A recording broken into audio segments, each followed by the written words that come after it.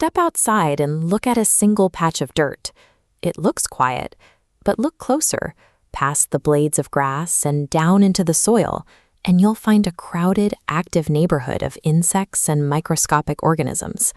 All of this life, from the tallest trees in your neighborhood down to the smallest unseen microbes in that dirt, is biodiversity.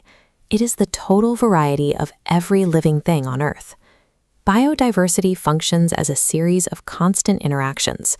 The real story is the biological machinery of how these different species work together. Think of it as an invisible web. Every single organism acts as a specific node, and they are all tied together by threads that transfer energy, food, and shelter. A tree provides shelter for a bird. As the bird moves, it drops seeds and waste onto the ground. The microbes in the soil break that waste down, turning it into the specific nutrients the tree requires to grow. We often watch nature as if it is a show happening outside of us. But humans are another thread in this same interacting system.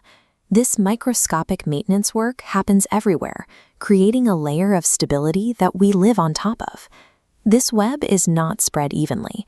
When we look across the entire country, some regions show exceptionally rich, dense clusters of life. Looking at this map of India, two areas stand out with dense concentrations of life: the Western Ghats in the south and the Himalayas in the north. Scientists classify these areas as biodiversity hotspots. These hotspots are home to thousands of endemic species. These are plants and animals that exist strictly in one specific geographic region and nowhere else on Earth. In the forest canopies of the Western Ghats, you will find the lion-tailed macaque. With its distinct silver mane, this primate has adapted to feed and survive high up in these specific rainforest trees. Navigating the steep, rocky slopes of the same region is the Nilgiri tahr. It has developed specialized hooves that allow it to grip sheer mountain faces where other herbivores cannot follow. To the north, the conditions change. In the freezing, wind-swept altitudes of the Himalayas, birds like the Himalayan monal survive the cold while displaying vibrant, iridescent feathers that stand out against the snow.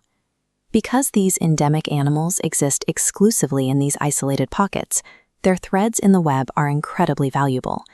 But that isolation also means they have nowhere to run if their specific local habitat is disrupted. That vulnerability creates a cascading risk when human activities, like urban expansion, pollution, and logging, begin tearing at the network. In the early 1900s, the Asiatic cheetah hunted across India. But as human settlements expanded, the cheetah was hunted, and the open grasslands it needed to survive rapidly vanished. By the early 1950s, the species was extinct in India. Today, that pattern of habitat loss is repeating. The great Indian bustard relies entirely on these tall, dry grasses to camouflage itself. As these last remaining grasslands are cleared for development, the bustard's population has fallen to critical levels. When a predator or key species vanishes, the remaining populations fall out of balance. Prey species can overpopulate, plants are overgrazed, and the soil eventually degrades.